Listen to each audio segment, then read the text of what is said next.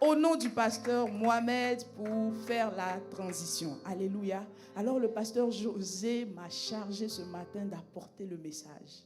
Pourquoi je dis c'est une charge? Pourquoi je dis qu'il m'a chargé? Parce que c'est une charge. C'est une grande charge. Alléluia. Et je sais que le Seigneur est vivant pour communiquer à quelqu'un ce qu'il a prévu ce matin. Alors tu vas dire au Seigneur, parle-moi ce matin. Tu vas dire au Seigneur, je ne veux pas regarder le canal que tu t'es choisi ce matin. Mais je veux te voir, Seigneur. Je veux t'entendre me parler, Seigneur. Je veux recevoir quelque chose ce matin, Seigneur. Je ne veux pas venir dans ta présence et repartir tel que je suis venu. Seigneur, voici mon cœur. Touche mon cœur. Que tout endurcissement s'en aille au nom de Jésus. Seigneur, je ne veux pas être distrait. Seigneur, je ne veux pas penser à autre chose que ce que tu as prévu pour moi aujourd'hui. Et même si je pense, Seigneur, que ce message n'est pas mien, Seigneur, tu es souverain. Alors parle-moi. Au nom de Jésus. Seigneur, je me recommande entre tes mains. Je prie, Seigneur, que tu puisses m'utiliser comme tu l'as décidé ce matin. Merci parce que je sais que tu as prévu ce culte de toute éternité.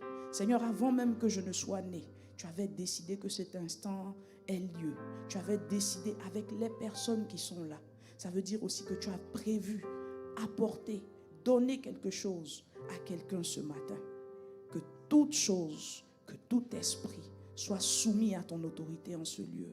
Au nom de Jésus. Amen, amen, amen, amen. Alors, ce matin, nous allons continuer de parler.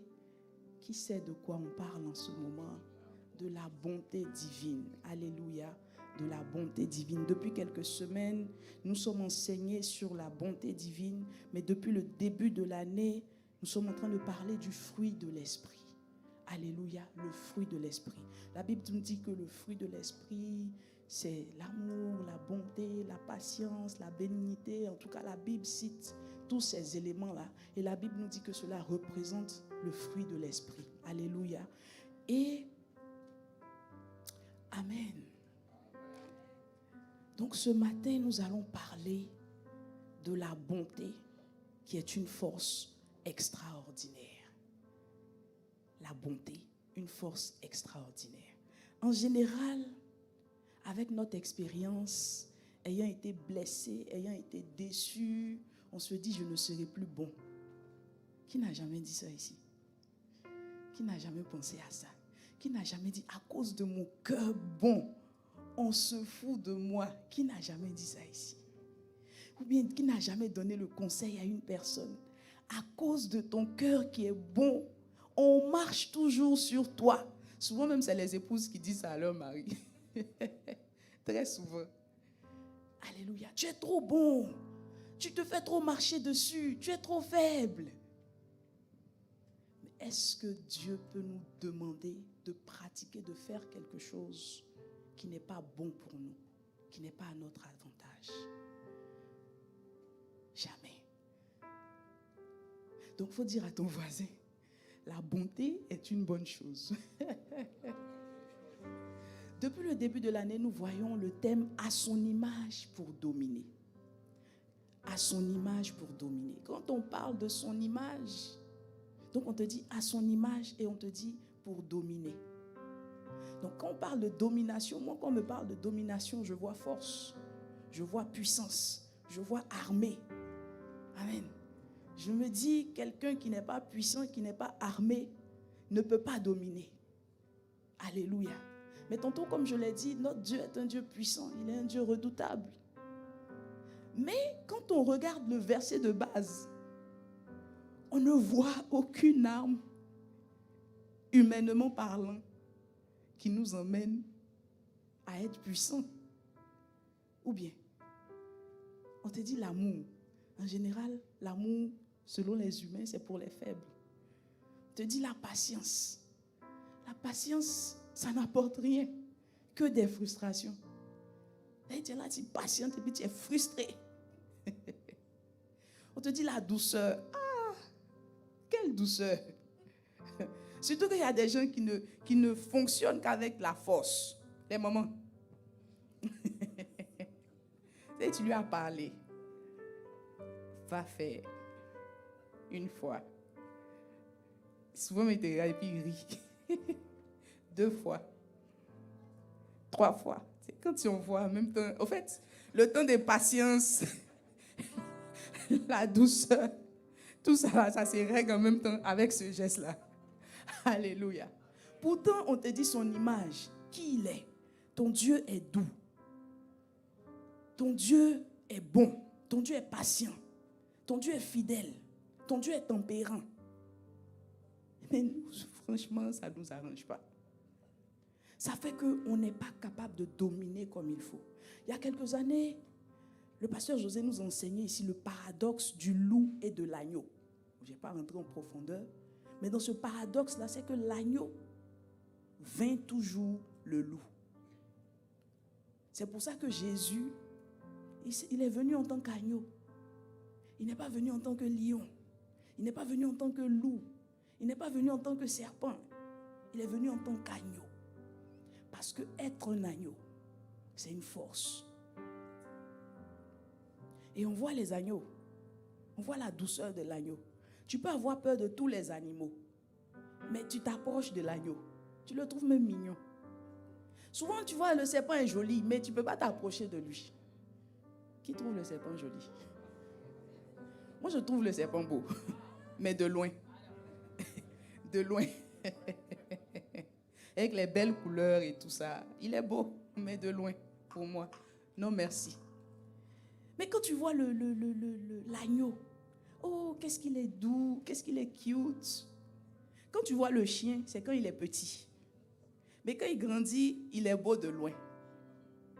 Le lion, quand il est petit, tu le trouves beau, admirable, mais bon, ça reste un lion. Tu ne sais pas ce qu'il va te faire. Alléluia. À son image pour dominer. On veut dominer. On veut être élevé. On veut conquérir des territoires. On veut aller loin. Maintenant, Dieu nous donne le secret. Il dit, sois à mon image. Depuis le début de l'année, nous sommes en train de voir des critères, des points de ressemblance. Mais franchement, on a vu la patience avant de voir la bonté, n'est-ce pas? Qui a été guéri? Amen. Bon, on dit un peu, il y en a qui disent un peu, avec un téléchargement. Qui a été patient? On a vu quoi avant la patience? On a vu la paix. Alléluia. Mais il y a des gens ici qui laissent encore les voleurs de paix dans leur vie. Et puis quand quelqu'un vient te parler, tu dis oui, mais je suis humain. Mais est-ce que Dieu ne savait pas que tu étais humain? C'est même pour venir montrer que l'humain est capable de certaines choses, que Dieu s'est rabaissé pour se faire homme, venir vivre sur la terre. Mais nous on dit non, c'est Jésus. Au fait, quand ça ne nous arrange pas, on dit non, non, ça c'est Jésus. Moi, je suis moi. Mais tu es toi.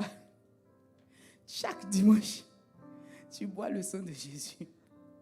Mais depuis là, tu ne ressembles pas à Jésus. Tu refuses, tu luttes même. Tu sais, quand Jésus veut commencer à prendre la place, il dit Jésus, attends. Attends un peu, ce n'est pas encore le moment, on n'est pas encore prêt. Alléluia. Qu'est-ce qui se passe? Pourtant, on veut dominer. On est sauvé. Mais je me dis que quand on va aller à la droite de papa, quand on va quitter cette terre, il y a beaucoup de choses qu'on va regretter. Parce qu'il y a beaucoup de territoires qu'on aurait pu prendre. Il y a beaucoup de choses qu'on aurait dû avoir, mais qu'on s'est assis à attendre. Parce qu'on n'a pas voulu lui ressembler. Donc on sera là-bas et puis on va dire, ah. Donc en fait, les grincements de dents, c'est pour ceux qui ne seront pas à la droite, mais nous, on aura quand même un petit pincement au cœur. Parce qu'en pratiquant cela, on aurait peut-être pu avoir une meilleure récompense. Mais on ne veut pas, on refuse. On lutte même. Ça veut dire que toi-même, tu aides ta chair. Tu envoies l'esprit pour aider ta chair à refuser de ressembler au Seigneur. À son image. Pourquoi? Pour dominer. Mais pas pour dominer tes frères et tes sœurs. À son image pour dominer la création. Sans les humains. son image. J'ai envie de demander à quelqu'un, mais qu'est-ce qui t'empêche jusqu'à présent d'être à son image? Pourquoi? Pourquoi depuis tu refuses? Pourquoi est-ce que tu penses que la douceur, c'est pour les faibles? Pourquoi est-ce que tu penses que la bonté, c'est pour les faibles? Des fois même on se dit quelqu'un qui est patient n'est pas intelligent. Quelqu'un qui est doux n'est pas intelligent. On se moque parfois même des personnes bonnes. C'est quand quelqu'un est bon, on dit celui-là, il n'a encore rien vu de la vie. On attend 2, 3 choses, il va venir nous expliquer. Il va venir s'asseoir avec nous. Et puis on va s'expliquer pourquoi nous-mêmes on était assis ici depuis. Dans le camp de ceux qui refusent la bonté. Alléluia. Il faut dire à ton voisin, il n'est pas bonbon d'être bon. Il n'est pas bonbon d'être bon. Alléluia. Donc je reviens. Non, la Bible nous dit quoi? Dans Galates 5, verset 22. Que le fruit de l'esprit, c'est l'amour, la joie, la paix, la patience, la bonté que nous voyons aujourd'hui, la bénignité, la fidélité, la douceur, la tempérance. Le pasteur José nous enseignait la dernière fois qu'il était là que au fait, c'est des signes de spiritualité. Si on te parle de fruits de l'esprit, en général, quand on va parler de personnes spirituelles, dès qu'on dit une personne spirituelle arrive, on va vouloir que ce soit une personne qui marche comme ça. Je marche comme ça. Je fais ça. Feu. Tu reçois le feu, tu tombes. Voilà, on va dire, ah, pasteur Priscille est spirituel. N'est-ce pas?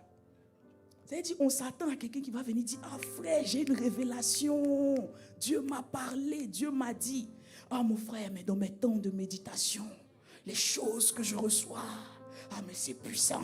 Puis là, on est impressionné. On s'est dit, oui, voilà un frère spirituel, voilà une soeur spirituelle.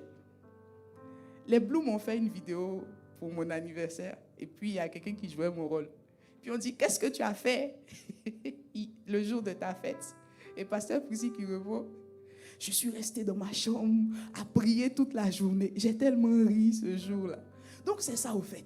On s'attend à ce que la personne spirituelle soit cette personne-là qui passe 22 heures sur 24 à prier.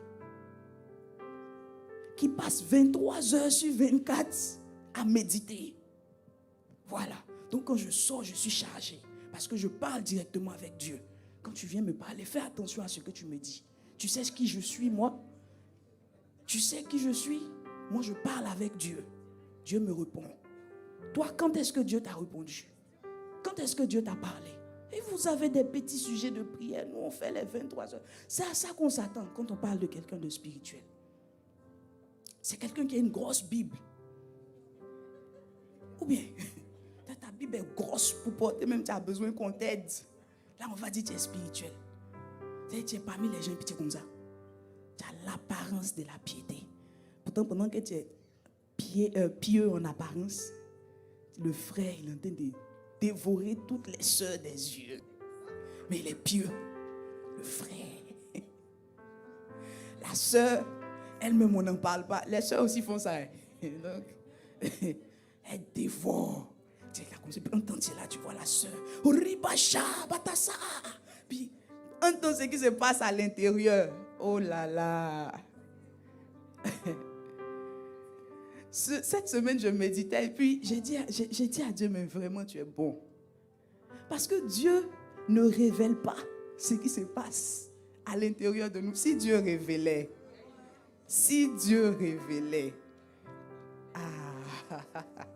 donc j'étais là et puis j'ai dit, waouh. Quel que soit ce qui se passe, quel que soit ce qu'on dit, Dieu ne permet pas que les autres sachent. C'est-à-dire, même si on est la pire des personnes, Dieu nous protège. Quelle bonté. Quelle bonté. Amen. Donc, le spirituel, ce n'est pas forcément celui qui prie 22 heures. Il y a des gens qui prient 22 heures, mais qui sont méchants. Qui sont foncièrement méchants. Il y a des gens qui jeûnent 360 jours sur 365, mais qui sont méchants, ou même qui sont peureux, Il a fini de jeûner 360 jours. On te dit dans 2 jours, le 362e jour, les sorciers vont venir t'attaquer. Le frère va commencer à trembler. Il va commencer à avoir peur. Il va dire, plus personne ne vient chez moi. Attends, il avait prévu une fête. Il va dire, le sorcier est là-dedans. Donc, je refuse de vous recevoir. Quelqu'un peut être en train de prier, avoir donné les meilleurs messages. Mais il pratique la charité. C'est même pas la charité. Il pratique des œuvres juste pour qu'on le voie. Il pratique juste des œuvres pour qu'on le voie. Donc être spirituel, ce n'est pas nécessairement ce qu'on voit ou ce qu'on pense voir. Est-ce que vous savez que des fois, il y a des pasteurs qui peuvent faire 2 ans sans prier, mais ils sont avec vous, ils viennent vous enseigner, ils viennent vous donner cher. Pendant que toi-même, tu as une bonne vie, meilleure que celle du pasteur, ou de l'évangéliste, ou du prophète, qui font des choses inimaginables. Et toi, tu dis non, c'est lui qui est spirituel. Et des fois, même à cause de ça, on minimise le frère, la sœur qui pratique le fruit de l'esprit, sinon qui démontre le fruit de l'esprit. Parce qu'on ne regarde pas au cœur comme Dieu, mais on regarde à l'apparence. Le fruit de l'esprit, la bonté est un élément de ce fruit-là. La bonté est un élément de ce fruit. Et Dieu veut qu'on pratique la bonté. Si on doit être à son image, si tu veux dominer, en tout cas moi je veux dominer. Pour dominer, il ne s'agit pas d'avoir les meilleures paroles de connaissance. Oui, ça en fait partie. Parce qu'en tant que témoin, on doit avoir aussi les dons de l'esprit. Mais à quoi vont te servir ces dons de l'esprit-là? Si à la base, ton cœur n'est pas changé, ton cœur n'est pas transformé, à quoi ça va servir? Sur la terre, on va t'acclamer. Mais le Seigneur va te dire, je ne te reconnais pas. Vous vous souvenez, Jésus a dit, il dit, tu diras, j'ai dit, Seigneur, Seigneur, j'ai chassé des démons en ton nom. J'ai fait des choses en ton nom. Il va dire, je ne te reconnais pas. Comment tu ne me reconnais pas, Jésus? Jésus, toi, mais tu as toute la connaissance. Regarde, le 1er janvier 1977, j'ai fait marcher des paralytiques. Jésus va dire, je ne te reconnais pas. Ça va faire mal. Pourtant, le pratiquant de la bonté arrive. Il dit, viens, bon et fidèle serviteur. Viens, mon enfant, parce que tu m'as ressemblé. Toi, tu as mon image. Viens à ma droite. Viens t'asseoir à côté de moi. Souvent, même les parents, quand ils sont contents, même quand on est adulte, viens t'asseoir sur mes pieds. Donc Jésus va te dire, viens t'asseoir sur mes jambes. Ah, viens qu'on célèbre, viens qu'on jubile. Alléluia. En pratiquant même le fruit de l'esprit, tu ouvres les voies pour pratiquer les dons de Dieu. Ça devient plus simple, ça devient plus aisé, c'est plus fluide. Donc soyons focus sur ce que Dieu nous demande.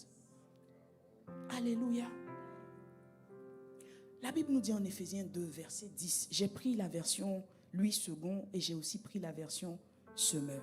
Il dit, car nous sommes son ouvrage, ayant été créés en Jésus-Christ pour de bonnes œuvres que Dieu a préparées d'avance afin que nous les pratiquions.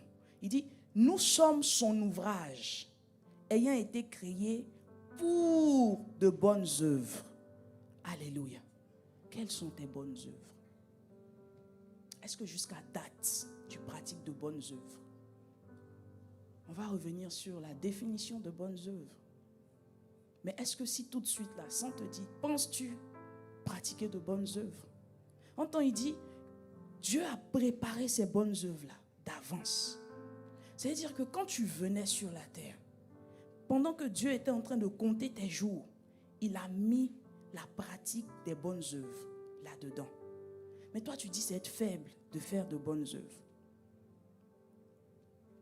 Dans la version Semeur, il dit, ce que nous sommes, nous le devons à Dieu. Car par notre union avec le Christ Jésus, Dieu nous a créés pour une vie riche d'œuvres bonnes qu'il a préparées à l'avance. Donc s'il a préparé ça d'avance, ça veut dire qu'il a prédestiné. Mais nous, on dit on veut entrer dans notre destinée. Et lorsque Dieu nous ouvre la voie de la destinée et qu'on voit les bonnes œuvres, notamment la bonté, on dit non, ce n'est pas le bon chemin. Ce n'est pas la bonne chose à faire. Je pense jeudi, je revenais du boulot, du travail. Et arrivé un moment sur la route, il y a eu une pluie, mais on ne sait pas d'où est venue cette pluie-là. Sur la rive sud, il y avait de la grêle, mais de grosses grêles comme ça, qui tombaient sur la voiture. À un moment, je me suis arrêté, je me suis mis sur le bas-côté pour attendre, parce que la visibilité même était réduite.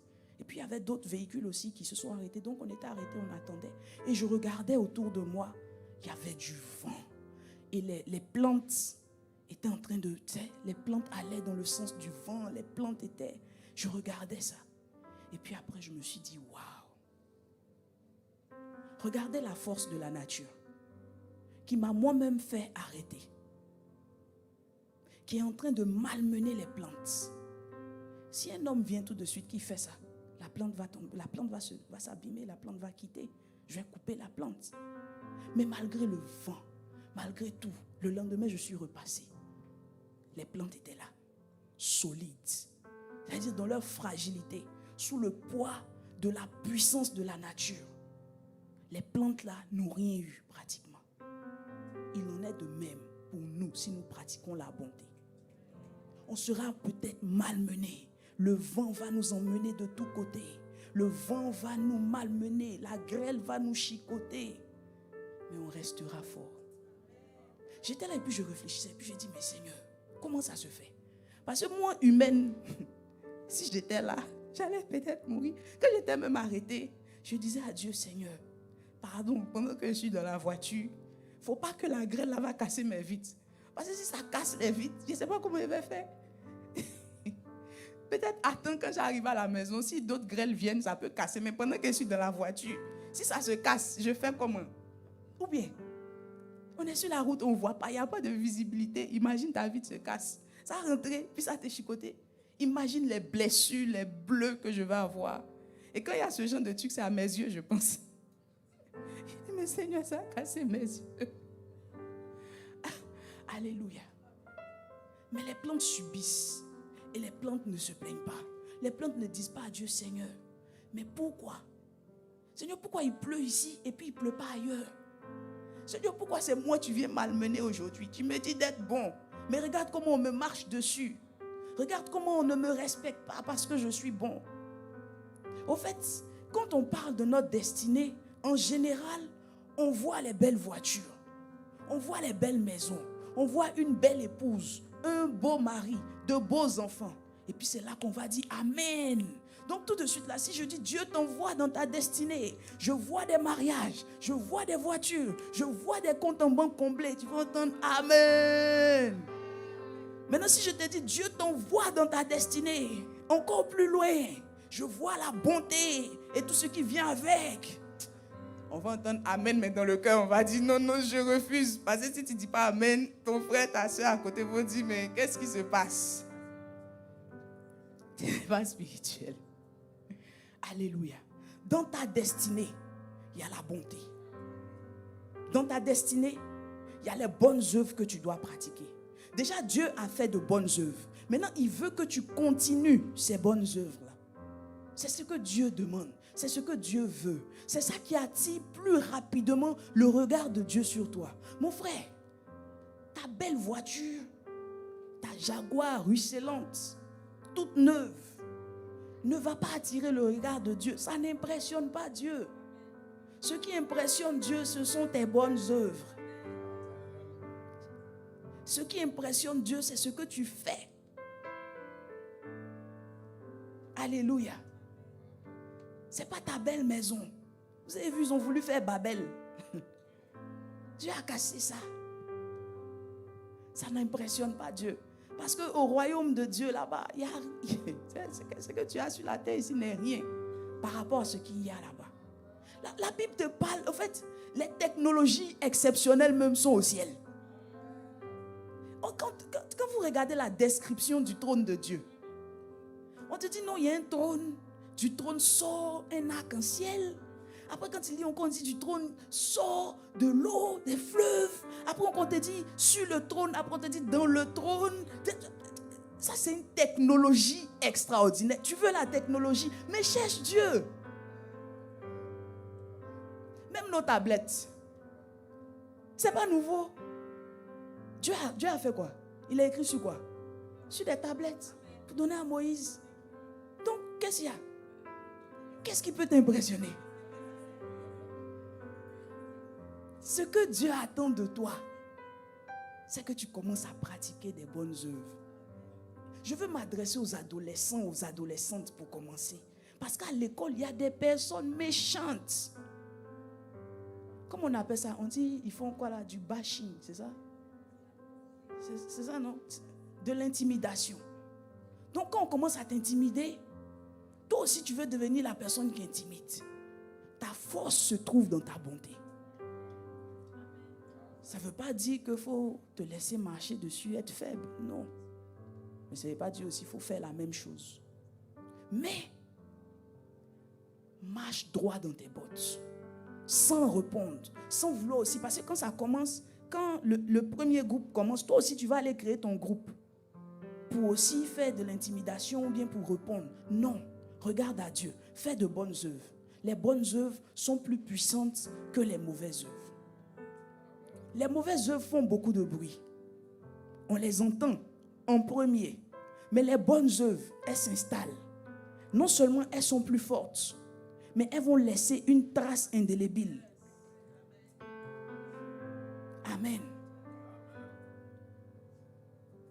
C'est vrai que je dis pour les adolescents, mais ça, c'est pour tout le monde. Au travail, tu as cette personne-là qui ne cesse de te torpiller. Sois bon, sois bonne envers cette personne. Alléluia. Parce que ça fait partie de ta destinée.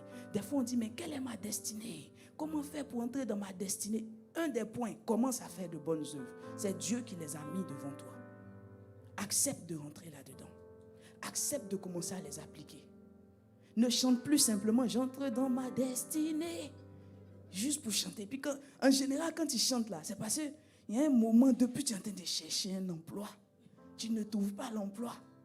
Donc tu commences à chanter, j'entre dans ma destinée. C'est pas ça ta destinée. C'est pas ça ton héritage. Alléluia. C'est pas ça. C'est au-delà de ça. Il faut commencer à remettre en place les choses prioritaires selon la valeur que Dieu leur donne. Ce qui a de la valeur pour Dieu doit commencer à avoir de la valeur pour toi. Et puis ainsi de suite, par ordre décroissant. C'est comme ça. C'est comme ça. Alléluia.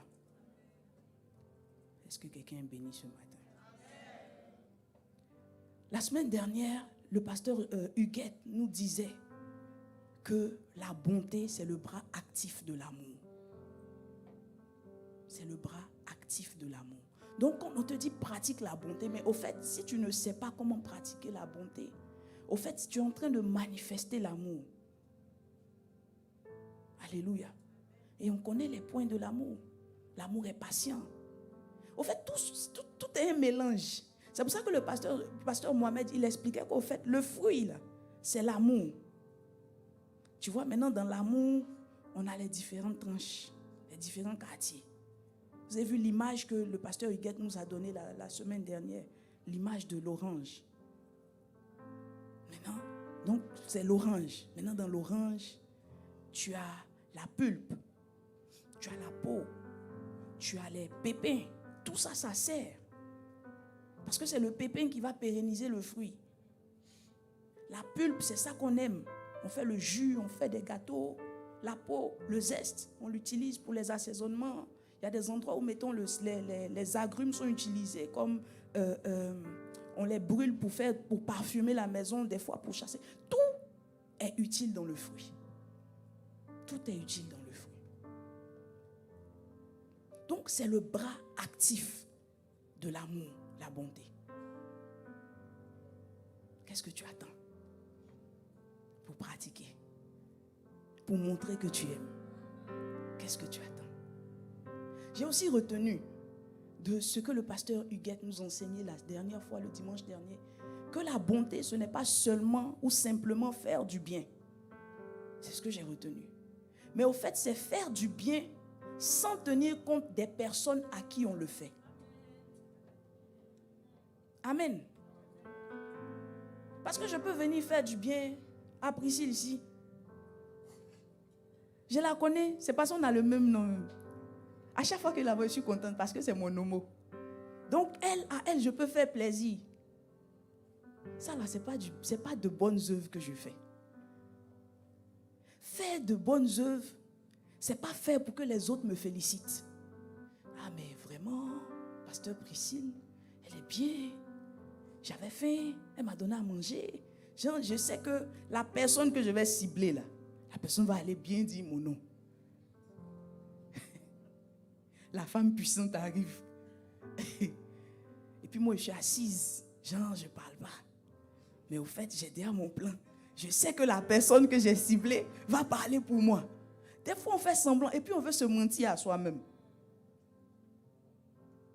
Pourtant, ton voisin à côté de toi, celui qui sent mauvais là, il a plus besoin de toi que de la personne que tu connais.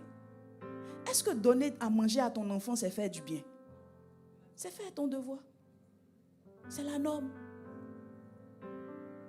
Mais donner à manger à un inconnu qui est dans le besoin, et puis on ne va plus t'entendre, ça c'est difficile pour nous parce qu'on se dit, je gagne quoi? Je gagne quoi? Quand tu pries pour un frère ou pour une soeur, tu vas forcément venir lui dire, ma soeur, j'ai prié pour toi. Parce qu'il ne faut pas que demain, quand la réalisation va venir, elle aille dire le merci à quelqu'un d'autre. Et donc tu es là et puis tu ne pries pas pour les gens. Ou bien quand tu pries, il faut que la personne sache que tu as prié. Ma soeur, hier j'ai prié pour toi. Le Seigneur m'a révélé que le problème que tu traverses sera résolu. N'aie crainte. Je t'aime dans l'amour du Seigneur. Mon frère, tout ça, c'est théâtre en train de faire.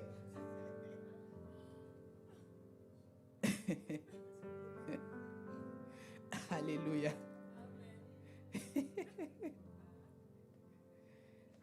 Faut qu'on sache que tu as fait. Si on ne sait pas, ce n'est pas bon. Chaque dimanche, tu viens dans la semaine, tu viens dans le secret, nettoyer l'église, balayer l'église. Tu viens faire ça peut-être le mardi. Maintenant, mercredi, on a la sœur, c'est quoi le nom? Gasparette. Gasparette vient, pasteur, je m'en vais balayer l'église. Pasteur dit d'accord, Gasparette vient. Elle aussi, elle passe un coup de balai. Entends-toi, tu as déjà enlevé tout ce qui était plus sale. Gasparette nettoie, elle essuie. Le lendemain, le pasteur vient. Vraiment, je veux qu'on bénisse la vie de Dieu pour ma fille Gasparette. Parce que ma fille, chaque mardi, elle est ici à nettoyer l'église. Vraiment, faites comme Gasparette. Maintenant, dans ton cœur, là-bas, tu es fâché. Mais c'est moi qui ai fait. C'était plus sale que ça. Si je n'avais pas fait ça, Gasparette n'allait pas finir. Mais toi, on ne t'a pas vu. Tu as fait ça une fois, deux fois. Chaque jour, c'est Gasparette qui prend la gloire. À un moment, toi aussi, tu vas commencer à dire, pasteur, tu sais que l'église était sale dimanche quand on quittait l'église. Au fait, je suis venu dans le secret. Bon, je te dis ça juste pour te dire. À partir de ce moment-là, tes bonnes œuvres sont zéro. Zéro. On ne fait pas les bonnes œuvres pour que les hommes nous voient. On ne fait pas les bonnes œuvres pour être récompensé. À partir du moment où tu commences à le faire, ça veut dire que ce ne sont plus des bonnes œuvres, c'est de la gentillesse. La gentillesse n'est pas forcément faite pour le bien de ceux à qui on le fait. Une maman peut refuser de donner des sucreries à ses enfants. L'enfant va pleurer, l'enfant va dire « Maman est méchante ». Pourtant, la maman sait pourquoi elle ne veut pas donner du sucre à son enfant. Et puis, on a les tatas comme nous, là, les tatas gentils. « Oh, mais chouchou, oh, maman est méchante, maman est méchante. Tiens. » Tu ne sais pas pourquoi elle ne veut pas donner. Toi, tu penses que tu as fait du bien à l'enfant? Tu n'as pas fait du bien à l'enfant. Parce que tu es venu augmenter ses caries. Tu es venu augmenter son diabète. Tu es venu augmenter l'hyperactivité de l'enfant. C'est la maman qui va aller gérer. Tu as fait du mal à l'enfant. Le refus de la maman de donner du bonbon à son enfant, c'était faire du bien à son enfant. Toi, tu penses que tu es venu faire du bien en répondant aux caprices de l'enfant. En calmant les émotions sur le moment de l'enfant. De la maman qui a refusé de donner le bonbon. Et de toi, qui a été bon. C'est la maman qui a été bonne. À la maison, la maman prépare toujours la sauce aubergine. Donc, référence aux Ivoiriens. Les Ivoiriens n'aiment pas la sauce aubergine parce qu'on en mange trop à la maison. Trop. Quand tu arrives à la maison et puis on dit sauce aubergine, toi-même, tout ton corps commence à... Mais ta maman fait la sauce aubergine. Puis tu es fâché. Pourtant, chez le voisin, mon frère, ils n'ont même pas sauce. Ils ont juste le riz. Ils ont juste du riz. Des fois même, ils n'ont pas le riz même. C'est gari. Donc ta maman s'est débrouillée, elle a fait les sacrifices. Maintenant, le jour où toi, tu es parti chez le voisin, c'est qu'ils ont eu une entrée exceptionnelle. Ils se sont dit aujourd'hui, là, on a trop mangé gari, on va manger poulet. Donc toi, tu vois que chez le voisin, on mange poulet. Donc ta maman n'est pas bien. En tant que ta maman s'arrange pour que tu aies au moins des vitamines. Chaque jour. Qui, pendant qu'on était enfant, n'a jamais voulu aller habiter chez ses tantes ou chez ses oncles, trop gentils? Parce qu'à la maison, maman nous serrait trop. Pourtant, c'était pour notre bien. Des fois, c'est ce que Dieu fait. Des fois, Dieu nous prive de certaines choses parce qu'il sait que ces choses-là ne sont pas bonnes pour nous. Mais nous, on ne veut pas. Et Dieu nous demande de faire la même chose. Mais nous, on ne veut pas. Parce qu'on estime que ce n'est pas la bonne chose à faire. Et on a toujours des prétextes. Mais ça, c'était Jésus. Moi, je suis moi. Toi, tu es toi. Qui t'a créé? Qui sait mieux que toi ce qui est bon pour toi? C'est comme si tout de suite, on te donne une télévision tactile qui peut être chargée à la maison. Mais tu as ton cellulaire, tu dis non, toi, tu veux te promener avec ta télévision tactile. Tu fatigues qui? Tu dis non, mon téléphone est trop petit, j'aime me promener. Non, tu es comme ça, la télévision est là. On dit non, prends le cellulaire. Non. D'accord, ta télé. Ça sonne même maintenant, tu ne peux pas décocher. Tu fais du mal à qui? Pratique de bonnes œuvres. Pas pour que les hommes te voient. Ça devient de la gentillesse. Quand je préparais ce message, j'ai cherché gentillesse dans la Bible. En tout cas, dans la version Louis II, il n'y en a pas. Il n'y en a pas. Il y a la bonté, mais il n'y a pas la gentillesse. Il ne s'agit pas d'être gentil. Parce que des fois, même en voulant être gentil, tu te fais du mal à toi-même. Tu n'es pas capable de faire certaines choses. Parce que être bon aussi, c'est savoir dire non à un moment. Mais il faut toujours, et je reviens à ça, quelles sont tes motivations? Parce que c'est à partir de tes motivations que tu sauras que tu as été bon, que tu as fait de bonnes œuvres, ou que tu as simplement été gentil. Le gentil cherche à ce qu'on l'acclame. Le gentil cherche à ce qu'on le félicite. Le bon cherche à ce que Dieu soit satisfait.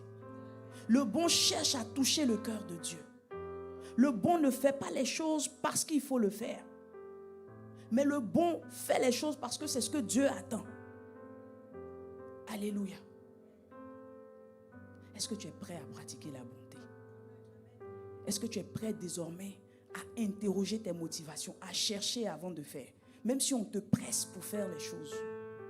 Moi, en général, quand je fais les choses sous pression, sous des pressions urgentes, ce n'est pas la bonne chose à faire. Donc, tu vas voir qu'avant que je me lance dans quelque chose, je suis là, j'attends, je cherche. Et puis quand je sais que, bon, voilà, je peux me lancer. Alléluia. Donc, il faut apprendre quelles sont tes motivations. Pourquoi tu le fais? On est tous humains. Franchement, on aime quand on nous acclame. fois même qu'on me fait des compliments, j'essaie un peu mes mandibules là pour ne pas qu'on voit que je souris. Pourtant, ça me fait plaisir. Donc, on me complimente et puis je suis...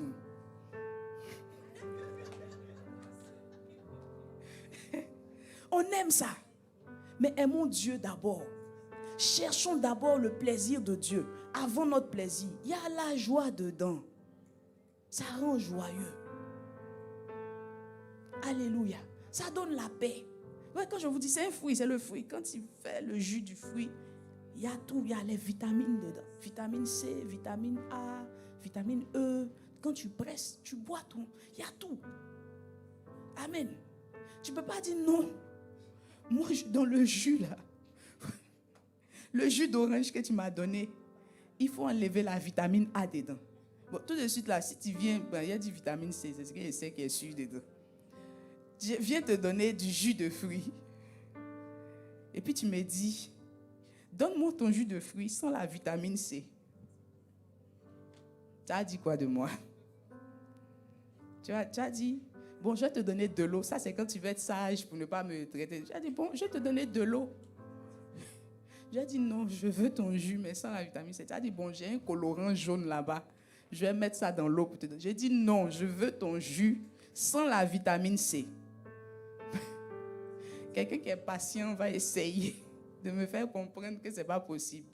Mais une autre personne m'a dit, il faut partir chez toi. Va chez toi. Parce que ça là, des fois, on m'a dit, c'est la sorcellerie. Amen.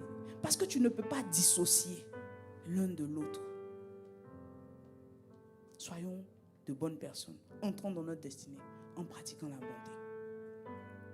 En pratiquant la bonté. Alléluia. Alors on a dit que le thème de notre enseignement, de notre culte de ce matin, c'était la bonté, une force extraordinaire. Alléluia. Et on a vu dans Éphésiens 2, que nous avons été prédestinés à cela.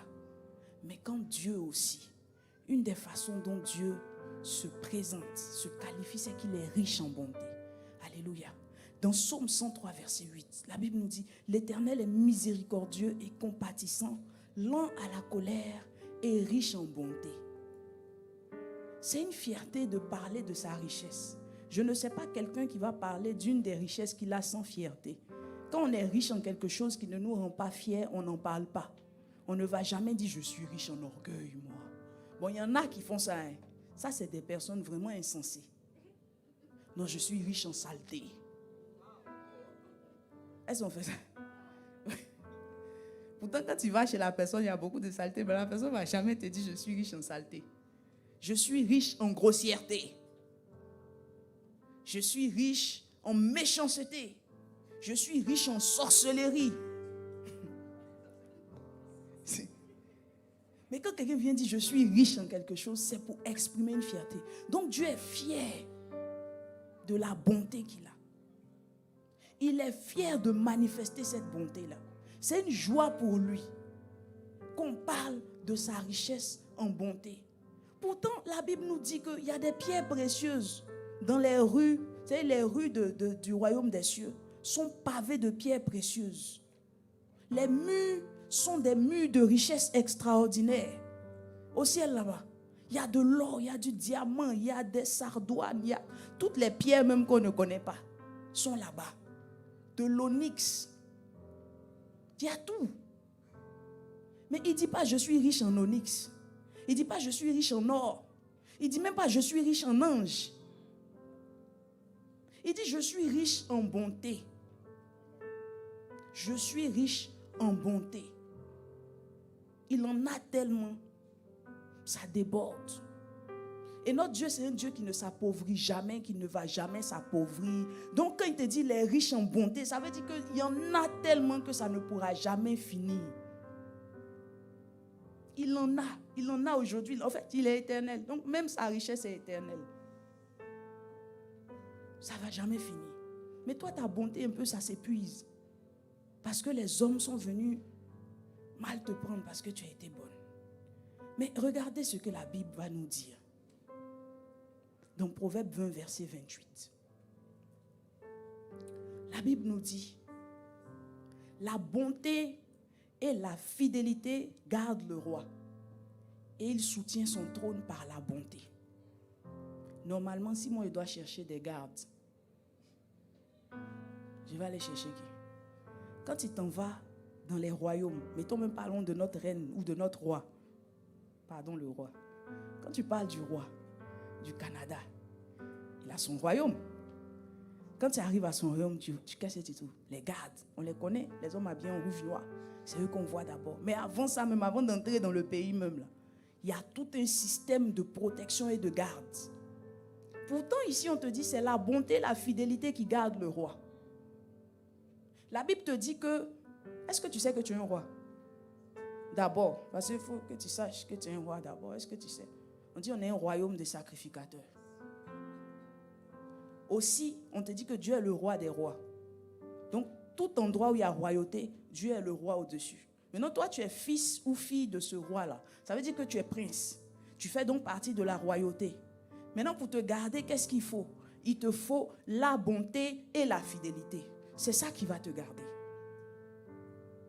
Parce qu'on a eu des chefs d'État, des rois qui avaient des gardes puissants. Mais ils sont où aujourd'hui? Les rois, les forces armées ne les ont pas gardés. On va aller dans tous les royaumes du monde qui ont été attaqués et qui ont eu du déclin.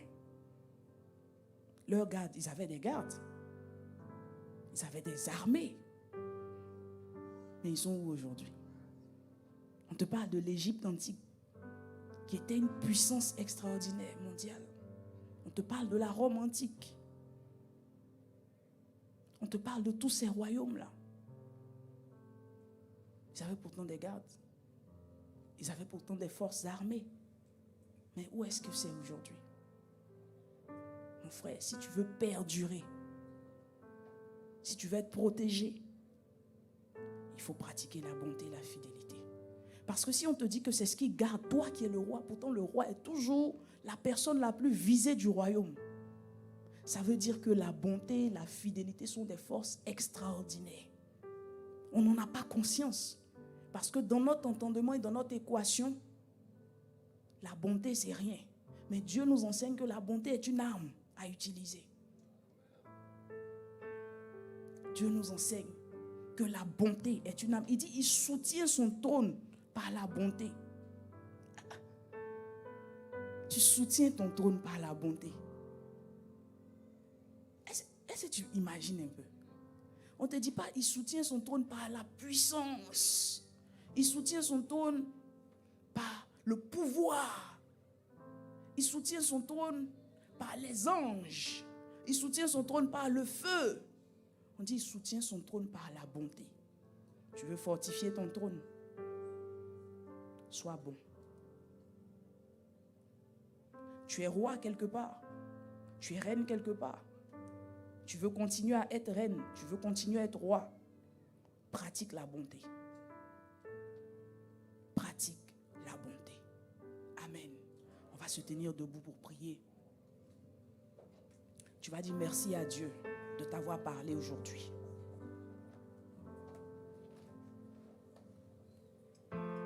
Tu vas bénir son nom. Parce que tu as compris que la bonté, tu as été prédestiné à être bon. Donc si tu te demandais quelle est ma destinée, pourquoi je suis venu sur terre, c'est pour pratiquer la bonté, c'est pour pratiquer les bonnes œuvres. Et Dieu te montre ce que tu auras en pratiquant la bonté. Alors parle à ton Dieu ce matin. Merci papa de nous avoir parlé ce matin, de nous avoir enseigné. Merci de nous avoir ouvert les yeux. Quelle grâce, Seigneur. Et là encore, ça démontre de ta bonté. Parce que Seigneur, nous sommes un peuple, des fois, au cou raide. Nous sommes des personnes qui discutons ce que tu dis. Mais cela ne t'empêche pas d'être bon. Seigneur, la semaine dernière, ta servante avait dit, imaginons Dieu fait la liste de tous les mauvais pour les enlever sur la terre. Je me suis dit, si Dieu fait cette liste, je ne serai même pas parmi ceux qui vont rester. Mais tu démontres ta bonté chaque jour envers moi, envers mon frère, envers ma soeur. Je veux te dire merci, papa. Merci de nous avoir parlé ce matin. Merci de nous avoir enseigné ce matin. Seigneur, nous allons quitter ta maison, mais que ce message puisse nous accompagner. Que le sac avec lequel nous sommes venus soit rempli, Seigneur, de la volonté, de la force de pratiquer la bonté. Et que désormais, nous ayons un désamour total pour la méchanceté, pour le manque d'empathie. Merci Saint-Esprit de nous aider, de nous accompagner. Et dans cette